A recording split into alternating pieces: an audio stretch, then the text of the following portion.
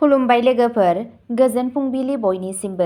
नोंथांमोनखौ एनबि ब्रह्म चेनेलाव बयखौबो फिन खेबसेबाव बरायनाय बावहरग्रोनाय जाबाय। आं दिनै नोंथांमोननि सिगाङाव आरोबाव माखासे सानसेयारि खौरां लानानै फैबावलायबाय। आसा खालामो नोंथांमोनहा खौरांखौ खोनासंनानै मोजां मोनगोन। दिनैनि गिबि खौराङावनो दङ गिबि मन्थ्रिनि रेलिनिफ्राय फैफिननायनि उनाव खाथियाथलि खामपुर लामायाव लामा जाब्रबथायाव सा 7 आइजोफोरा जोखोम। आसामनि खाथियाथलि खामपुर लामायाव मोनसे लामा जाब्रबथायाव खमैबो सा 7 आइजोफोरा जोखोम जादों। बे जाथाया बरहामपुर बियाबनि हिमन्त बिश्व शर्मा बिथाङा बिबुंथि होनाय मोनसे सुबुं हान्जानिफ्राय फैफिनबाय थानाय समावनो जायो। जोखोम जानाय गासैबो आइजोफोरा चांसाकी पन्चायतनि सिङाव थानाय थागिरि। बिथांमोनखौ थाबैनो फाहामथायनि थाखाय कामपुर एफआरइउआव लांनाय जायो। दासान्दि सा 7खौबो देहा फाहामथाय लागासिनो दं। बेनिनो 3खौ गोजौ थाखोनि फाहामथायनि थाखाय नगाव मेडिकेल कलेज आरो देहा फाहामसालियाव दैथायहरनाय जादों। गुबुन मोनसे खौराङाव दङ नंखाय आइपिएल टिकेट स्केमआव बेंगलुरु टेकिया 1.46 लाख रां थगायदों। पुलिसआ नायबिजिरनायखौ जागायदों। बेंगलुरुनि महादेवपुरानि सासे 25 बोसोर बैसोनि सफ्टवेयार प्रफेशनेलखौ सासे थगायग्राया स्टेडियामनि मावख'गिरि महरै थगायनायनि उनाव इन्डियान प्रिमियार लीगनि थाखाय टिकेट बायनो नाजानाय समाव 1.46 लाख रां थगायदों। बि नारायणपुरनि थागिरि भुगिनांनाय सुबुङा महादेवपुरा पुलिसनो अजद होनानै बुङो दि दायनिगिरिया गावखौनो एम चिन्नास्वामी स्टेडियामाव सिनियर सुपारभाइजार महरै सिनायथि होदों। अजद होनाय बादिब्ला बे थगायनाया अब्ला जागायदों जेब्ला भुगिनांनाय सुबुङा आइपिएल टिकेट फान्नायनि फोसावथाय होनाय मोनसे इनस्टाग्राम पस्टखौ नुनो मोनो। दायनिगिरिया बिथांखौ फुड कुपन आरो भिआइपि बेनिफिट बायदि उफ्रा सुबिदाफोरजों लोगोसे मेच टिकेटनि अफार होनानै बायनो थाखाय फोथायहोदोंमोन। गिबियावनो भुगिनांनाय सुबुङा 3,700 रां बेसेननि मोननै टिकेट बायनो राजि जादोंमोन। नाथाय दायनिगिरिया गुबुन गुबुन जाहोननि गेजेरजों उफ्रा रां बिबाय थादोंमोन, जेराव रिफान्डेबल सिकिउरिटि डिप'जिट, लोगोफोरनि थाखाय उफ्रा आइडि आरो जाग्रा कुपनफोर दंमोन। दाबिफोरनि सायाव फोथायनानै भुगिनांनाय सुबुङा गावनि गावारि लेनदेननि सिमासिम सौहैनायनि उनाव गावनि बेंक एकाउन्ट आरो बिमानि बेंक एकाउन्ट मोन्नैखौबो बाहायनानै गोबां लेनदेननि गेजेरजों रां दैथायहरो। गासै 1.46 लाखसो रां होदों। आरोबाव फोथायनाय मोननो थाखाय दायनिगिरिया नंखाय इमेल दैथायहरदों आरो भुगिनांनाय सुबुंखौ स्टेडियामनि गेट 10 नि खाथियाव टिकेट लानो बिथोन होदों आरो थाबैनो डिलिभारि जागोन होनना खोथा होदोंमोन। खनले खनले उन खालामसेयावबो थगायग्राया टिकेट होआखै आरो रांखौ हरफिनाखैमोन आरो बेनि सोलाय उफ्रा रां दाबि खालामबाय थादोंमोन। गावखौ थगायनाय जादों होनना मिथिनानै भुगिनांनाय सुबुङा साइबार कन्ट्रल रुमजों सोमोन्दो लायो आरो उनाव महादेवपुरा पुलिस थानायाव नेमखान्थि बादियै अजद होयो।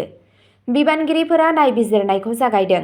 लेनदेनाव बाहायजानाय बेंक एकाउन्टफोरखौ नायबिजिरगासिनो दं आरो दायनिगिरिफोरखौ संदाननो थाखाय खामानि मावगासिनो दं।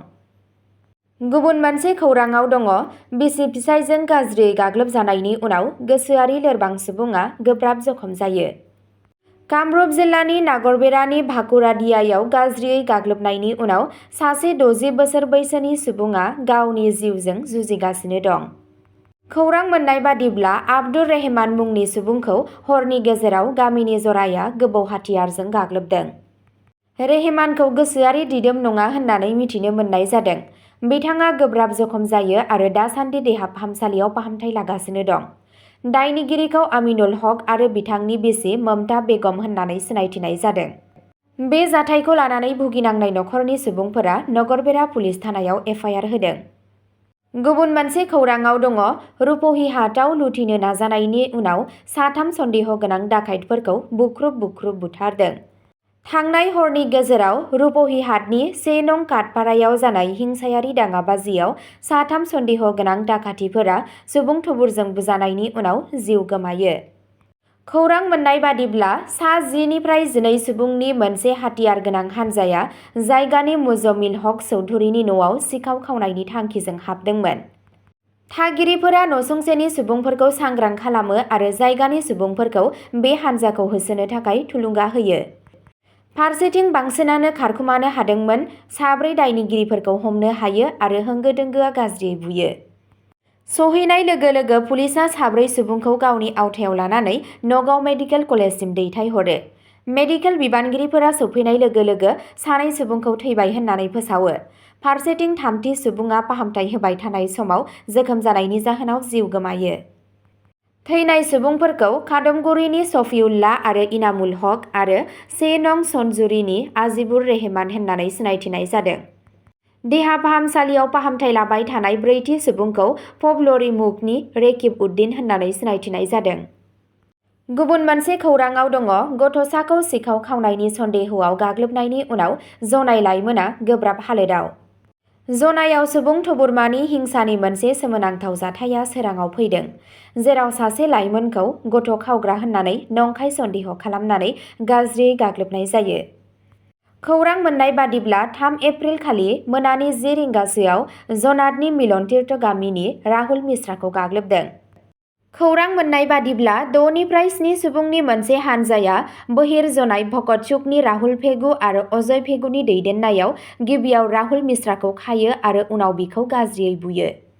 खौरां मोननाय बादिब्ला गाग्लोबग्राफोरा गाग्लोबनाय समाव बिथांनि मटर साइकेलखौबो बुफायदों आरो बिथांनि मबाइल फनखौबो खावदों।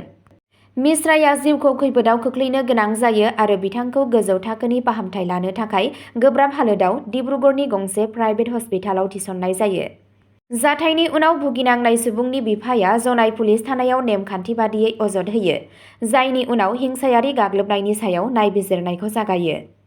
गुबुन मोनसे खौराङाव दङ सरुफोथाराव बिजेपि दोलोनि बिजाथि बिस्वजित फुकननि न'खौ नोजोर होनानै ग्रेनेड गाग्लोबनाय। चांपुलाव थानाय सरुफोथारनि एमएलए बिस्वजित फुकननि न'आव ग्रेनेड खुबैदों, नाथाय बे आइजेंआ बेरफ्रुनायाव फेलें जादों। पुलिसआ जायगाखौ रैखाथि होनानै जाथायनि सायाव नायबिजिरनायखौ जागायबाय। गाग्लोबनाय समाव एमएलएआ बिसायख'थि फोसावदिंनाय खामानियाव गोजानाव दंमोन। जायगानि सुबुंफोरा फोथायो दि बे खामानिखौ बिजेपि दोलोनि बिजाथिनि राजखान्थियारि आबहावाखौ गाज्रि खालामनो थाखाय मोनसे गोसो जानानै नाजानाय जादों, जाय बिथाङा दासान्दि बिसायख'थि फोसावदिंनायाव सिगांगासिनो दं। गुबुन मोनसे खौराङाव दङ नेशनेल इनस्टिट्युट अफ टेक्न'लजि सिलचरनि हिनजावसाफोरनि हस्टेलाव हाबनायनि उनाव हौवासा फरायसाखौ सस्पेन्ड खालामनाय। नेशनेल इनस्टिट्युट अफ टेक्न'लजि सिलचरनि सासे हौवासा फरायसाया 4 एप्रिलनि फुंबिलियाव गाज्रि हालोदाव केम्पासआव थानाय हिनजावसाफोरनि हस्टेलाव हाबनायनि जाहोनाव हस्टेलाव थाग्राफोरनि गेजेराव गिखांनाय सोमजिदों। बिबानगिरिफोरा फोरमायनाय बादिब्ला फरायसाखौ थाबैनो रैखाथि हान्जाफोरा हमदों आरो जायगानिफ्राय बोखारदों। रेजिस्ट्रार आइ.सि. प्रफेसार असीम राय बिथाङा बुङो दि हौवासाया फुंनि समाव हिनजावसाफोरनि हस्टेलनि लांगोना सिङाव गाज्रि थासारियाव हाबदों। लोगो लोगो सिकिउरिटिफोरा बिथांखौ हमो आरो बिथांखौ हस्टेलनिफ्राय बायजोआव लांनाय जायो। बिथाङा एमबिए बिफाननिफ्राय आरो दा नायबिजिरनाया जोबजासिम दोनथ'नाय जादों। बिहा माबा गोसोआरि जेंना जानो हागौ। जों बिथांखौ सिलचर मेडिकेल कलेजाव दैथायहरदों आरो जाथायनि उनावनो बिनि बिमा-बिफाखौ खौरां होनाय जादों होनना बिथाङा बुङो। सासे हस्टेलारनि सुबुङा बुङो, बियो फुंनि समाव जोंनि हस्टेलनि गिबि थालानि दरजाफोरखौ गोबारै बुनो हमो। बियो आबुङै लंथं आरो फेग्रा आरो गोसोआरि गाज्रि आखु दिन्थिदों। बै फ्ल'रआव थानाय फरायसाफोरा थाबैनो सिकिउरिटिखौ लेंहरदोंमोन आरो बेनि उनाव बिथांखौ हमनाय जादों। अब्ला दिनैनि खौराङा बेखिनियावनो जोबबाय। एसेनोसै, गोजोन्थों।